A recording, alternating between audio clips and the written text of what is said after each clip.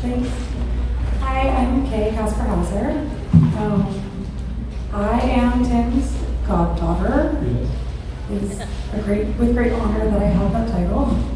I don't know how old we were when I was when we met. Very young, probably pre-verbal. Yes. I accidentally will probably call him Timmy because that's what I know him as because I was like 2 when we met. Cool. Hi, Timmy. Okay. Great book, by the way. Loved it. Okay, I have questions here. For a long time, for at least 10 years, I've been obsessed with this idea of the kingdom of outsiders because I felt it was this place we all came from. And I'm going to read something very, very brief, Kay, which will explain a little bit about it. To me, the kingdom of outsiders was a passportless nation of the lonely, bookish, bullied, and sensitive, a congress of misfits and dreamers, a parliament of anti-jocks and prom no-shows. And even if it wasn't exclusively that, because many of us did go to our proms, and many of us did have a lot of friends in high school, and some of us were even bullies, we lived in a land adjacent to the kingdom of outsiders. It was a place that made sense to us in a way that the world of mainstream 1970s or 80s culture did not. All around you, and I think this is still true of many of us, and still true of a lot of kids in high school and middle school, all around you people were saying that these were the best years of your life, but you knew this was a fetid lie. It frequently occurred to you that things would never get better. To know this feeling, to be 13 or 14 and sitting cross-legged on the floor of your den, alone in a good way. After all, it's good to be alone, especially if you spent your day in middle school, in junior high or high school, and alone in a terrifying way. Will I always be alone? With Lipton's in your bald tummy and 10 hours until the too cold to dream silence of the bus stop. And then to watch the naked civil servant and think, someone else out there is watching this. Someone else out there is listening to the Kinks. Someone else out there is watching Monty Python and laughing. There's someone else out there in this country, in this world, who's watching the same thing that I thought was only speaking to me. Somewhere, another never-kissed teenager who Jim fills with terror is watching this, and they might be my friend. A hope linked on in you like a light. Throughout America during the 1970s and early 1980s, a kingdom of outsiders was forming, but we did not necessarily know it. Without the unifying factor of the internet, this unmapped kingdom existed largely in isolation. A nation, a whole nation, was forming in bedrooms scarred with scotch tape pictures of cult heroes and icons, in which we studied Vonnegut, Braunigan, Ginsberg, even New York Magazine, Rock Scene Magazine, Trouser Press, The New Yorker, and Esquire.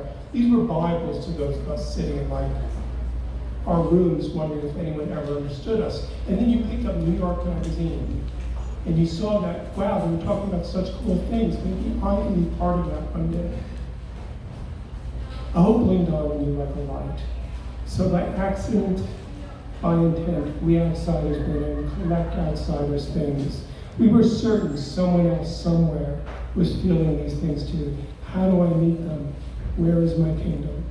So I felt I was part of this thing called the kingdom of outsiders. It was the 3 kids in my high school who had heard of the Kinks. It was the 2 kids in my high school who had Sex Pistols records. It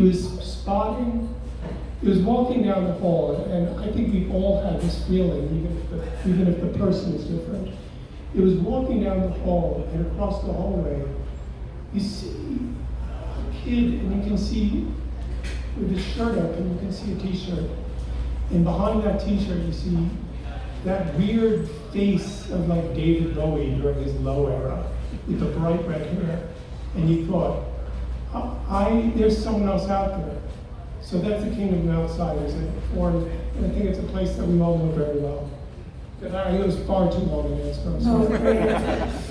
It was a great answer. I'm really glad that you read that because it kind of brings me like my main topics of questions, which is like teenagers, New York City, nostalgia, and fantasy. Like that's how I've like portioned off my thinking.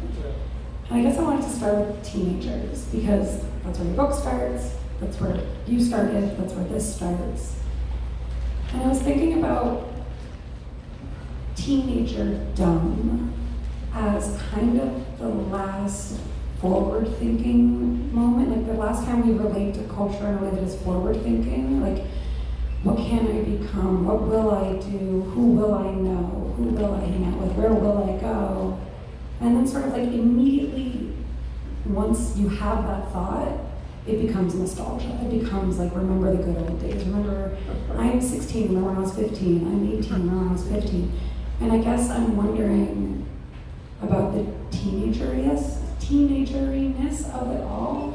And like, some of the pieces in here were written when you were a teenager. Like, That's right. I want to say 15. Yeah. Which is crazy. A friend of mine recently sent me a 20-page document of our AIM chat history from 10th grade, and I couldn't read it. I couldn't be in the same room as my 15-year-old self. I was like mortified. But then there was like two things where I was like, I would say that exact same thing today. And I guess my question is like, what's the relationship to reading something you wrote when you were 15, and then continuing like to talk about punk and to talk about rock and kind of to talk about culture is to talk to or at least about teenagers. Well, to answer sort of the first part of to address the first part of what you were saying, I regret this now. I never allowed myself to be a teenager. I was firmly against the idea of teenagerdom. I really was. I thought this was not something that interested me. There was nothing about being a teenager in 1976, 77, 78 that held any interest to me, which is why, and this is in the book, which is why when I was about 15, almost 16, I got in my head that I had to be a music journalist. Now, I didn't want to be a musician, though eventually I became a musician at some point in my life. I didn't want to,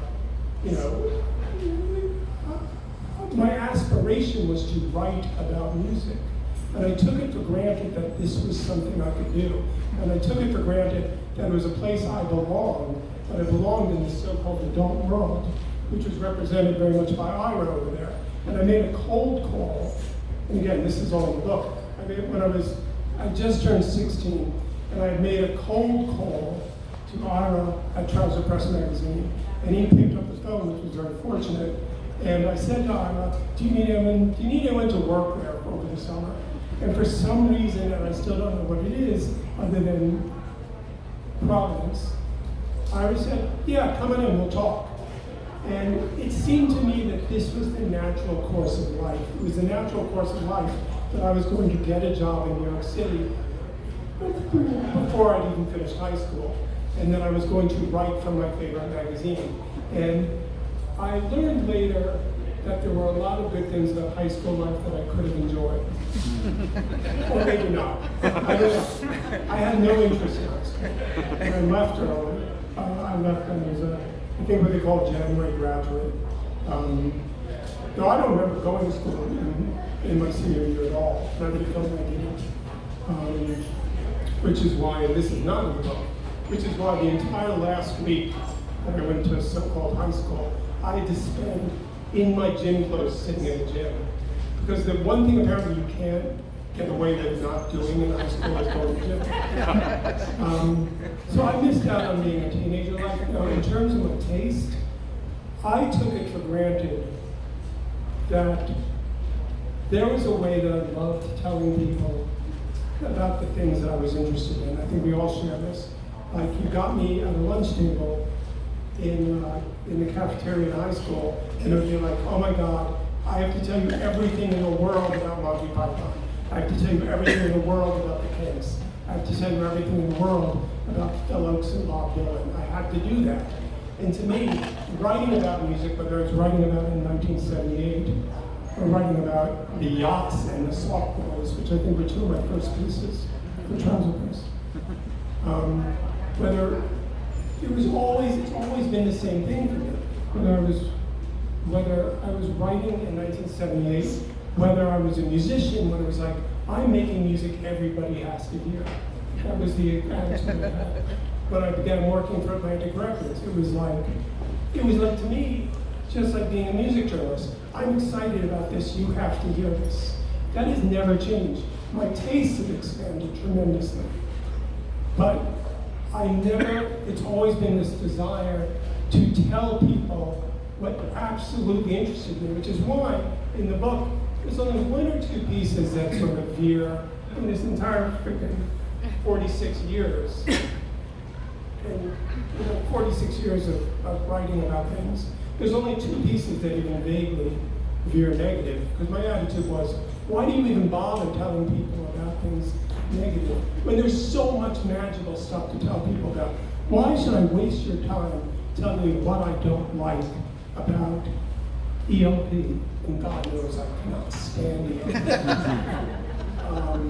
Why should I tell you why I can't stand ELP when I can tell you how much I love Young Rebel Giants? So that was my attitude. I've heard you say that about this book before. That there's nothing negative in it, there's only two negative things. And I think that is such a good encapsulation of like your relationship to critique, or like criticism, which is like, there's lots of negative stuff in here. There's maybe not negative pieces, and it's not written negatively, it's written as context for why the love you feel for something is so important. That's right, yeah.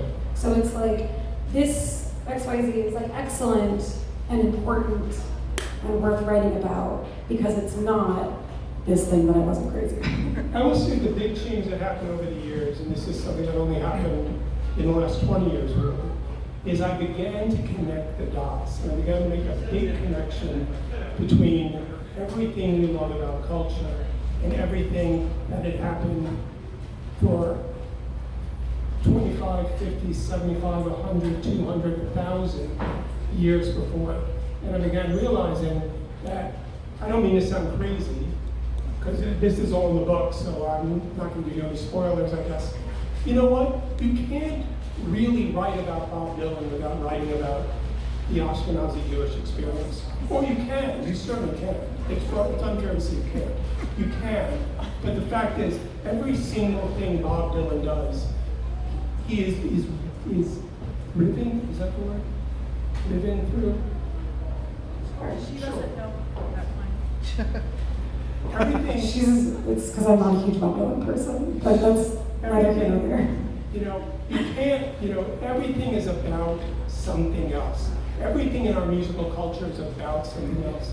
And something I say over and over is that rock and roll is I won't say it's the only good thing, but it's probably certainly the best thing to come from America's original sin being slavery.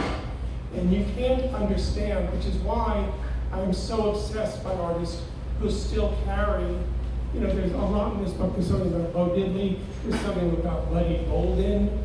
I try to make a connection between, whether it was, we are all sons and daughters of the Pale of Settlement. We are all sons and daughters of Tuckahoe Plantation. We are all sons and daughters of, things that happened, this is all in our music, every inch of our music, every quail of our music. And I see it a lot better in the book, I think, but again, that's something that changed. Only about 30 or 40 years, only in the last 20 years, did I really begin to make that connection. Did the light bulb go on my head that we are all part of this extraordinary DNA that you have to honor. And it's one of the things, I hate music that does not honor it. I hate music that this is, for lack of a better way to put it, that heritage. Yeah, I think it's also like that is a thinking that I also am sort of haunted by, which is like, it's hard for me to talk about one thing without going back and back and back and back and back. I don't know if that's because when I was a teenager, I would ask you like which New York Dolls album I should listen to, and then you would start talking about the Civil War. That was entirely possible.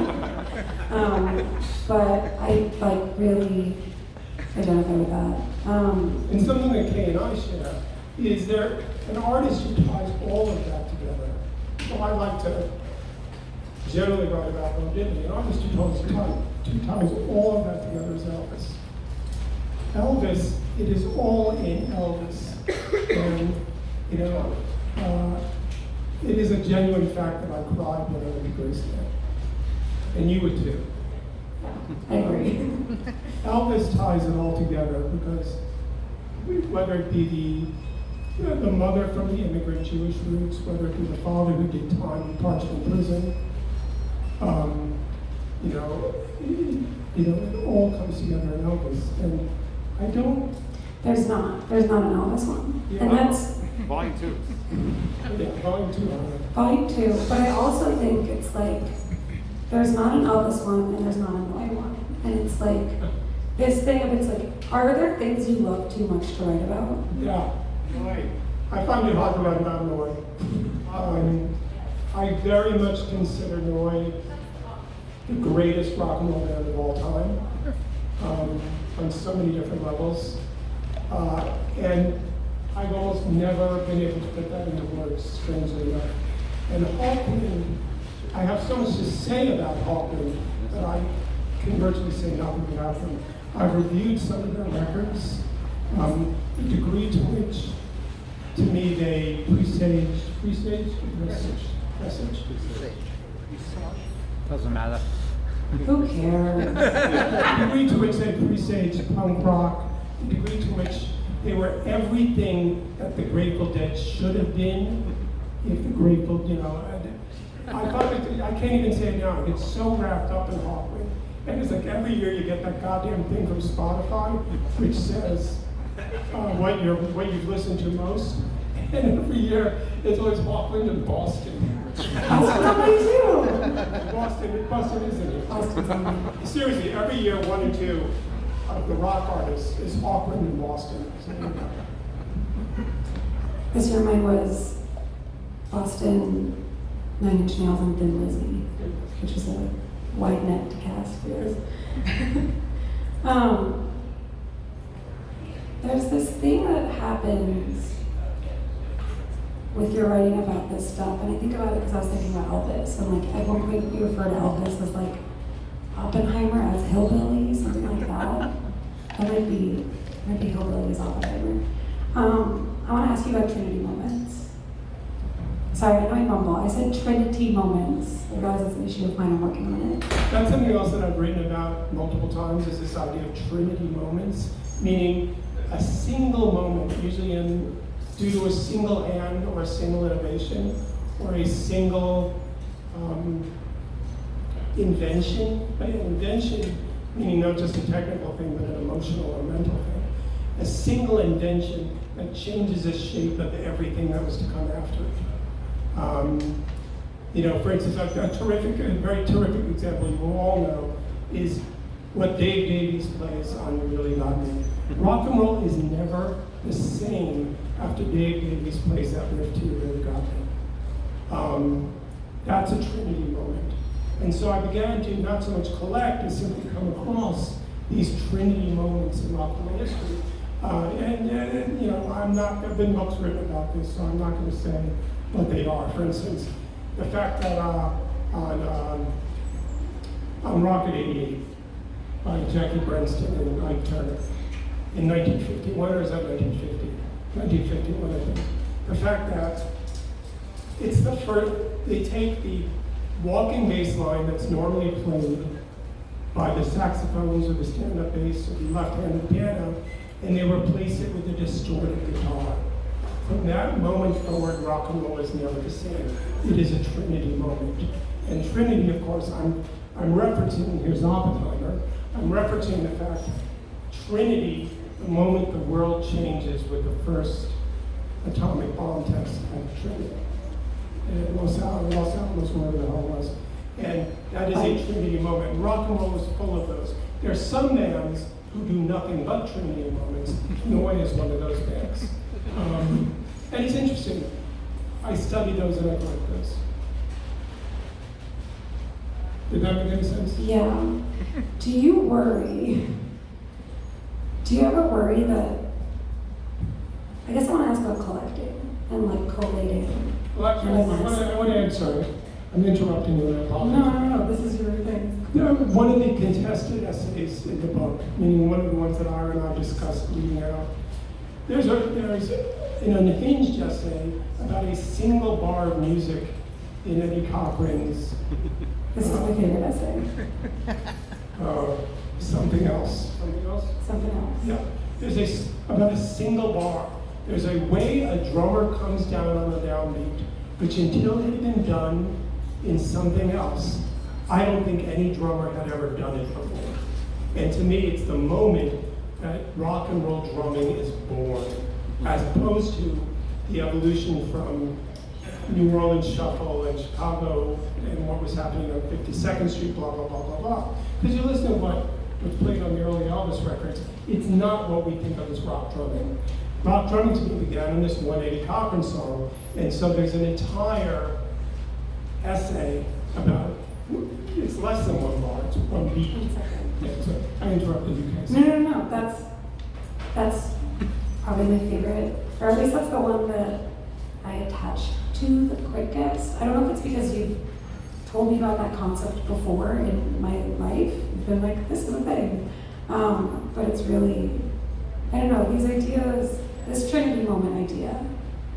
I guess I also really attached to it because, and I'm about to do something that if I were doing it to someone in my family, I would say I'm about to be a little Tim Sommer. Like the Trinity test was the test. It wasn't the dropping of the bomb. It was like a moment of curiosity. It was a moment where it was like, we don't know what's going to happen. Some would argue that it was like when the bomb was dropped is when the world changed, but it's actually like that moment of not knowing where it changed and like experimentation. And I guess like there's so much, I guess I want to talk about like your Buddhist stuff. There's like so much Buddhist stuff and like non-linear time and like everything is one thing, which I subscribe to. I'm not saying that, I'm not refuting that. But it's like these standout moments in time when nothing stands out. These moments, yeah. I couldn't put it better than that. I would say that about 2/3 of the pieces, especially the ones written after, say, 2010 or so, 2/3 of the pieces have some kind of hidden or not so hidden Buddhist messaging. Because, I can't cite that right now. I'm not capable at this moment of citing it. I should be able to, sorry. About 2/3 of the pieces have some kind of Buddhist moment, a Buddhist teaching in them. Because that the messages of impermanence and, lack of attachment and lack of aversion are always in my head, so naturally they come out in the writing. Yeah, it comes out in the writing, and it's also, like, I think maybe even more so in, like, the first chunk where you're talking so much about, like, early hardcore and New York punk. And I was listening to some clips of Noise the Show, which are on YouTube, which is, I don't know if you want to talk about Noise the Show, and tell them about Noise the Show.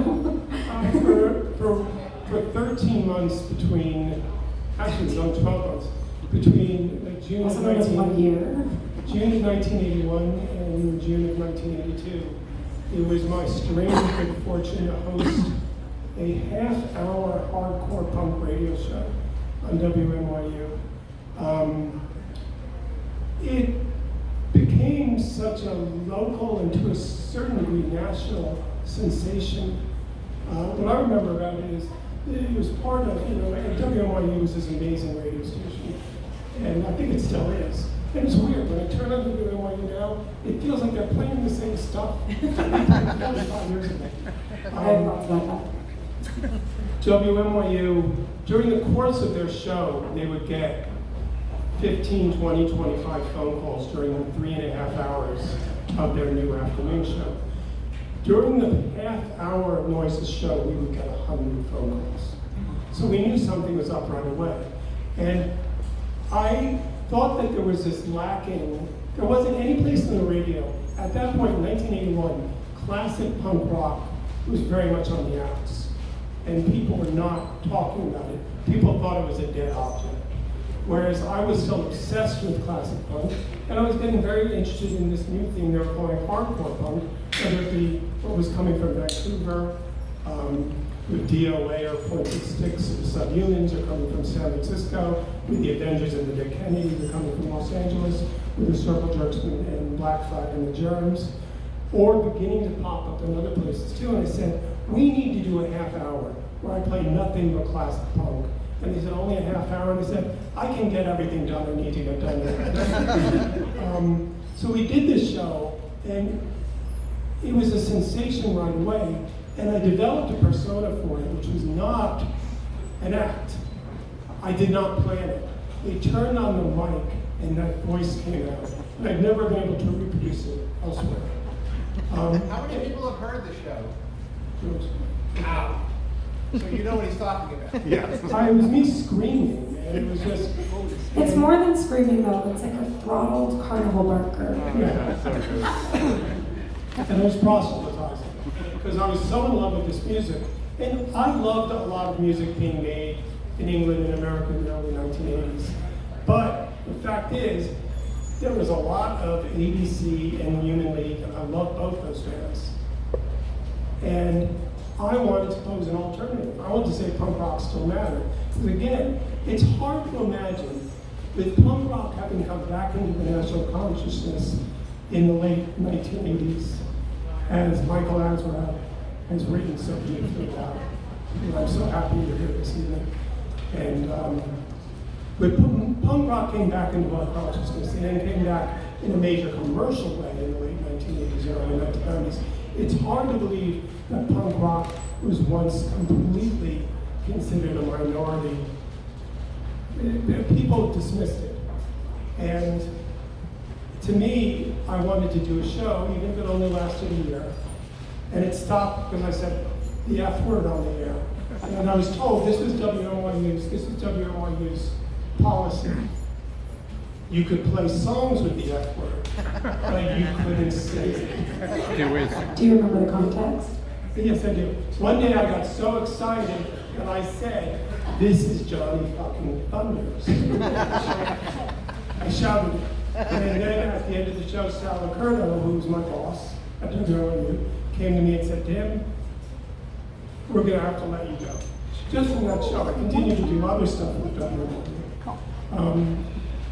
And it became such a big part that I was amazed that, okay, and I'll wrap up talking about the show, but of all the goddamn stuff that I've been involved with for 45 years, my journalism, the band Hugo Largo, which is all the things that I've ever done is the thing I'm the most proud of. My involvement in Atlantic Records, where I didn't do enough for bands like King Missile, and I did a lot for bands like Hootie and the Blowfish, and Duncan Sheik and Michael Crawford and other people, and I write about that. Of all the things I've ever done, the thing that I'm still most recognized for is Noise a Show. And even to the point where the Wikipedia page for the word hardcore punk credits me as being one of the people who helped spread it nationally, which I don't believe, but it says it. So. That wasn't a total non sequitur. I did have a connection between Buddhism and Noise the Show, which is just like thinking about the voice, your voice on Noise the Show, listening to what I listen to. It's like the most I have ever heard someone talk about hardcore without any anger. Like it's not like it's, you think of it as like punk and hardcore. It's like there's such intrinsic anger to the fabric of it. Like it is so. Well, that's interesting. That wasn't always true, and I'm looking at Eric for a reason. That was always true. There comes a time when punk rock felt like another extension of the where hardcore felt like another extension of post-punk. It felt like a natural place where intelligent and interesting musicians could express themselves. Around 1982, it becomes a bit overwhelmed by, for lack of a better word, knuckleheads. And the reason I was looking at Eric is a star of my next book. Eric was a member of an extraordinarily popular teenage band who are a star, called the Speedies, who are a star band in the next book I'm writing. And the reason I mention all this, there's a quote in that book, in the next book, from Kate Kasparhauser, who was a Speedies fan and who was a big participant in this teenage rock scene that I write about in the next book.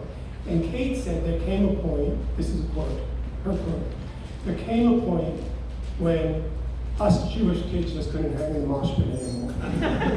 And it's at that point that they began going to rap clubs and the grill. And I mean, John, you were there. And again, in my case, I was like, I couldn't hang in the frickin' mosh pit anymore.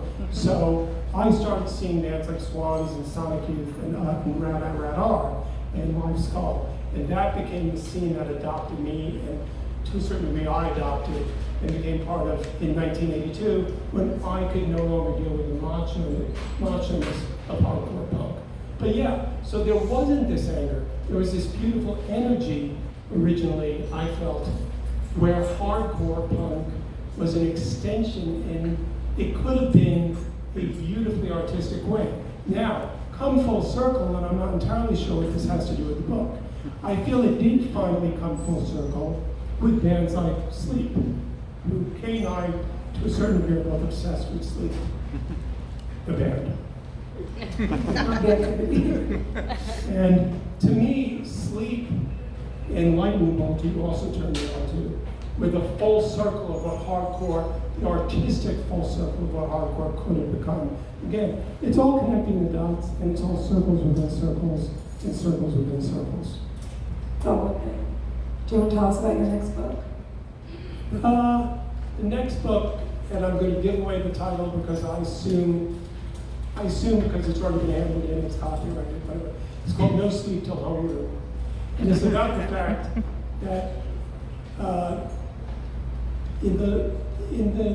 starting around 1976 and 1977, there were a lot of high school students and middle school students who were discovering punk rock and simultaneously discovering that any club and bar in New York City would let them in, even if they looked 13. Because of the ability of high school students and middle school students to be part of New York City's rock and roll scene, they began to form bands. And it became this extraordinary moment when you could walk into Max's Kansas City on a night at 1 a.m. when the Speedies were playing, and the place would be full of nothing but 14, 15, 16-year-olds. And two people here, Eric Hoffert and John S. Hall, are both featured prominently in the book, because John was one of these kids. John was one of these kids who started going to New York City clubs and bars, which I'm sure you would have a lot to say about, when you were 13 or 14. Eric was on stage. Eric was a Bronx Science standout during the day, and then at night, part of this band that for a little while were the most popular unsigned band in New York City when he was 16 years old, and then playing all night at Max's Kansas City, then getting up the next day, taking the subway an hour to Bronx Science. There you go. So that's the next book. I can't wait to read it. Cool. Are you obsessed with teenagers? No. No. It's interesting because there's an essay, having said that, there's an essay in the book on Taylor Swift. And it's about the power of Taylor Swift, meaning that, and I say this in a way that's going to sound negative, but in fact I mean it as an enormous compliment. There is no greater gift than to be able to write people's yearbook quotes. To a teenager so full of feelings they can't express. So to be able to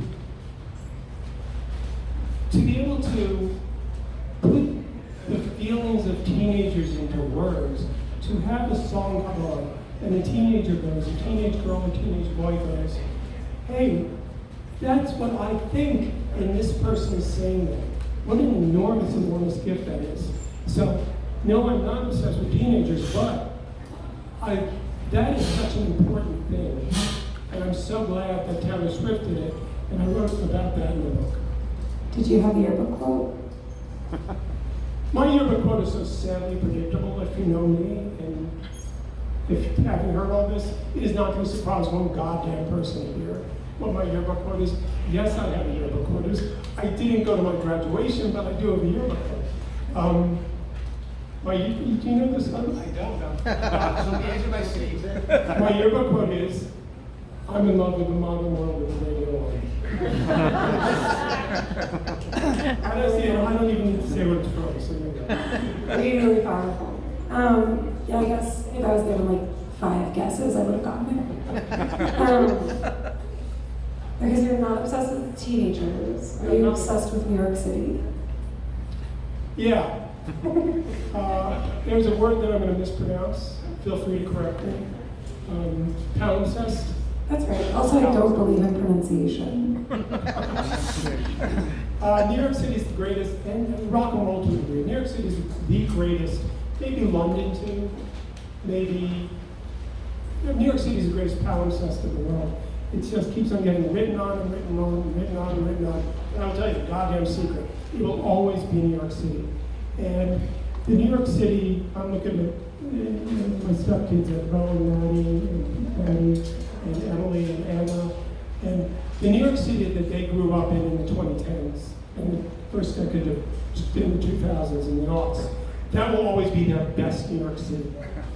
The New York City that we grew up in the 1970s, that will be our best New York City. And there's a kid out there right now who's going to high school. And in 40 years, they will be telling someone, oh, you should have known Bushwick in the 2020s. That's New York City, it's a palimpsest. And whether New York City becomes Midwood, whether it becomes, I don't know, City Island or the Bronx, I don't know. It will always be expanding, and it will always be New York City. It will always be this place which will be the best New York City, even if the streets are changing. But when I walked in tonight, the first thing I said to Anna and Brian, I said, I got out of the car and I thought to myself, I can find a bar to take a piss in. Because I'm thinking, 45 fucking years ago, you could have found 4 bars within half a block here that I could have walked in and taken a piss in. That's no longer true. But this is still New York City, and even to me, if it feels like a foreign country, there's someone out there right now, to younger people, it's just palimpsest, and it's the best palimpsest in the world. Does that make sense? That makes sense. I think, To that end, can I read something? please read something. This is your reading. Okay. You're crazy not to. I'm going to read something that sort of speaks to that. I'm going to read you one of my favorite pieces in the book, which is about that very subject. And it's about and of course the little my little marker fell out.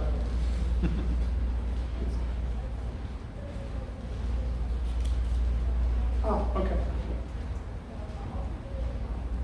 The last section of the book is one of my favorites, and it's a part which is nothing but tributes, or not obituaries. I don't write obituaries. I write these tributes which don't tell one usable fact about the person. What they talk about is the feeling of that person, because that's ultimately what matters. And one of my favorite pieces of the book is a tribute I wrote to Joe Franklin.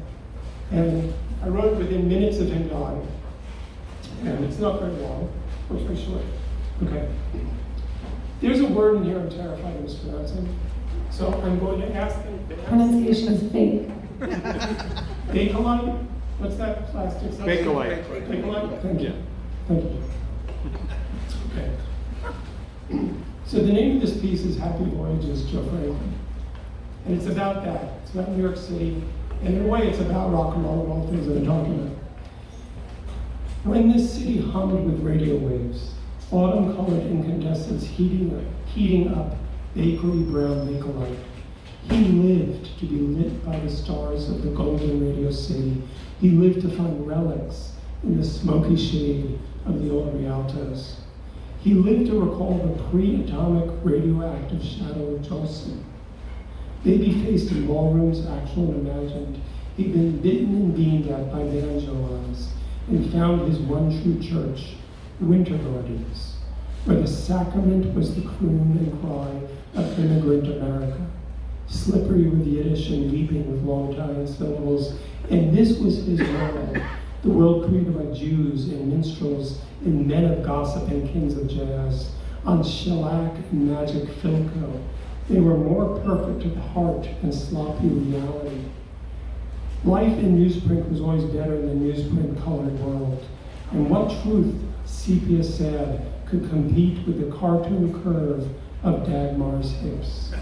When the winter white backfilled colored sky above his city hung with terrestrial television waves, and the bunny ears bent to catch them, the pictures from the Motorola fluttered and hissed. And he knew there was no love, no laughter, no tears greater nor more authentic than those we would find when persistence of vision fooled our eyes and made us think the flicker was real.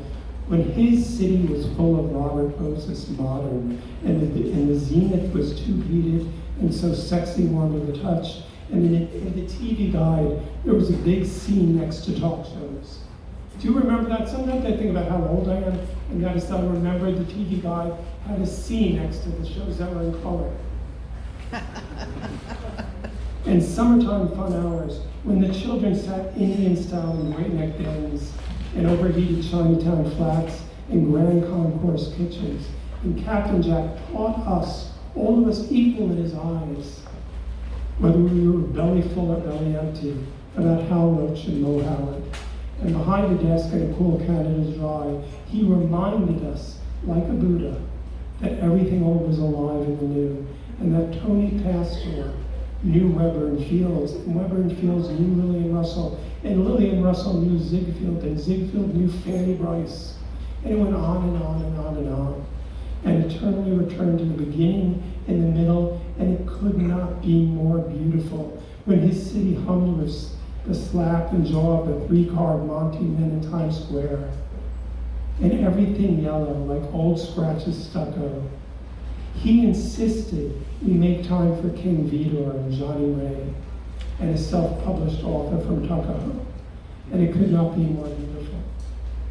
I looked through a window in his building once, this is true, a building full of Bialystocks and tragic hopefuls and hope nots, huddled by Dairy Queen or crease coffee machines, and I squinted through wired windows, dark with soot, at any time of the day, and out to the Deuce land below. And if you look through half-closed eyes, half-happy eyes, you could see his city as he saw it. Clocks clicked back in El Morocco black and white. A pigeon-colored world turned at dusk to Roxy Rainbow, light fogged by camel smoke rings and a Canadian club just within reach. And he is the last of his world, and I love him so.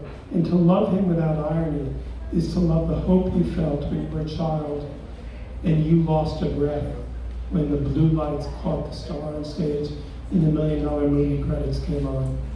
Joe Franklin, March 9th, 1926, January 24th, 2015, sui generis.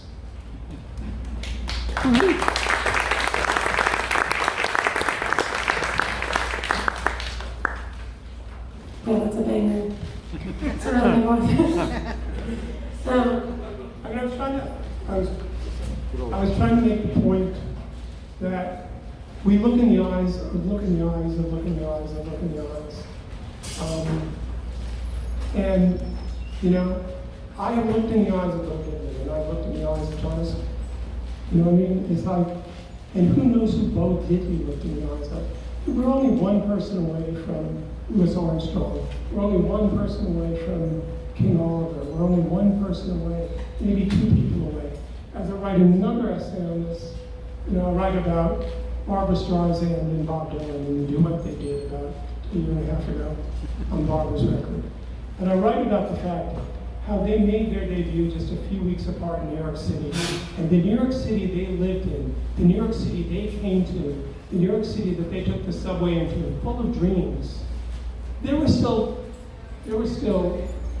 veterans of the Civil War alive at that time. There were still slaves, people who had been born in slavery, who were still alive at the time that Barbra Streisand and Bob Dylan debuted in New York City.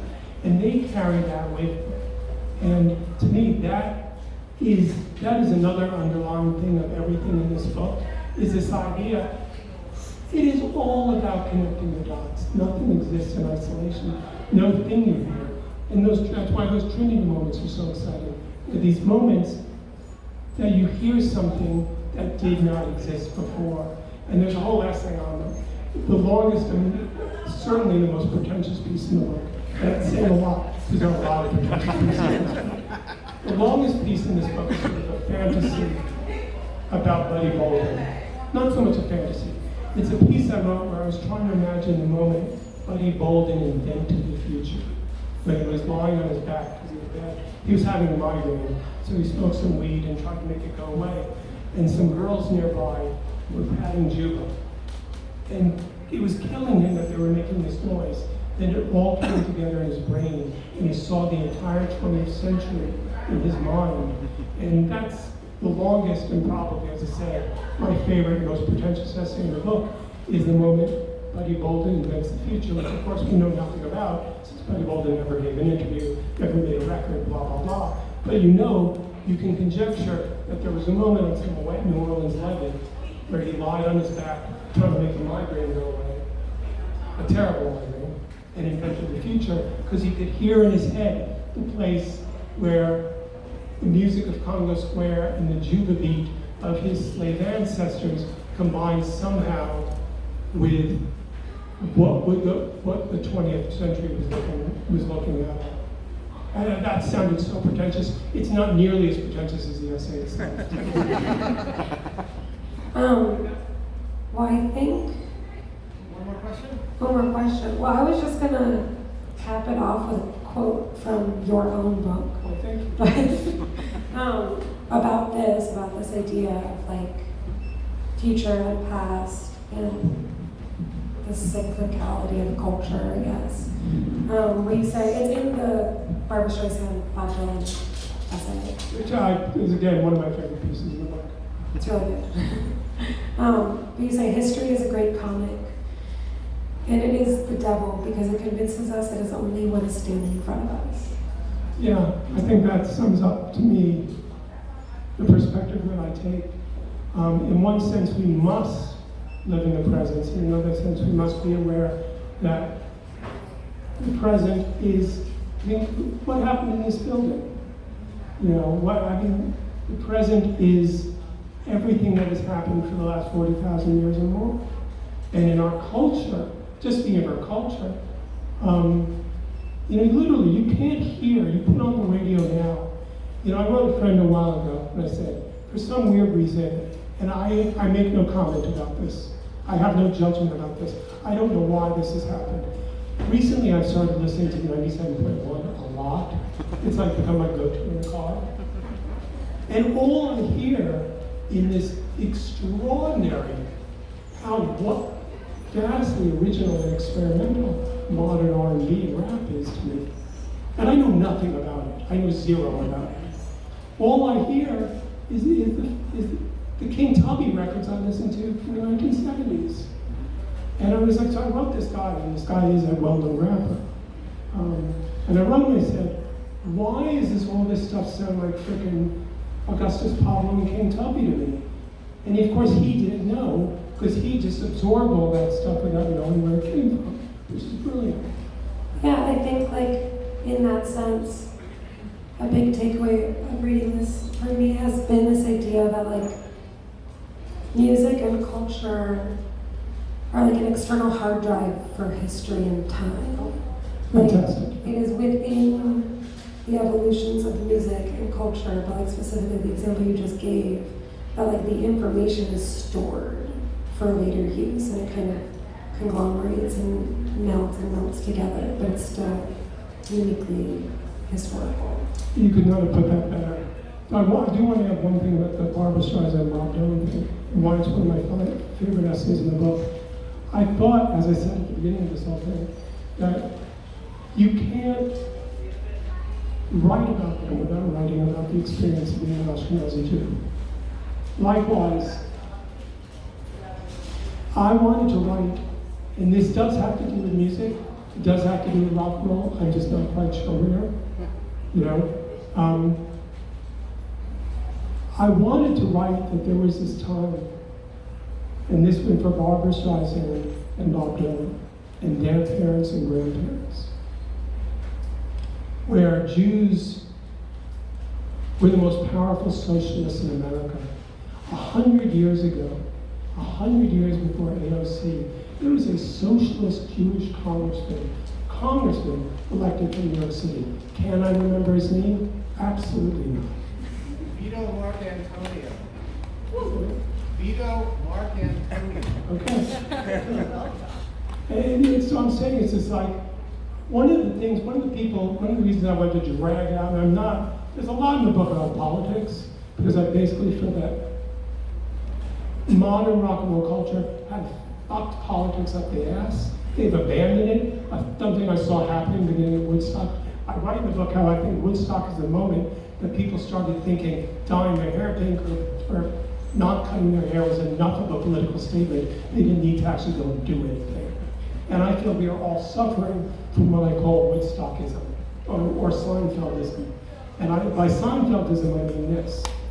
We all turned on the TV in the 1990s and went, oh, we're watching a TV show where they all talk like us. We must have won. That's enough. Oh, we're all wearing Sex Pistols and Ramones t-shirt. We won. And then there's this whole thing where we all grew up in this culture where we all thought, I'm pissing off my parents, I'm making a statement. You know what? It was not enough of a statement that you pissed off your parents. You then needed to do something.